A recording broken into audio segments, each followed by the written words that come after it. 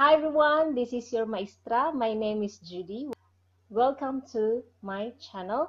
Today I'm going to teach you another short video lesson, that is how to say delicious in Bisaya.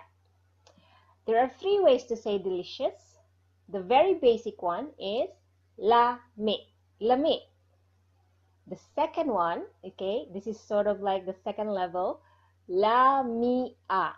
Lamia, okay.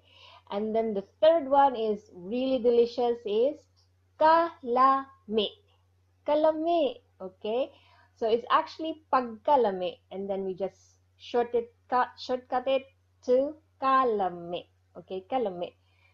Kalami. Okay, so those are the three choices that you can use for delicious.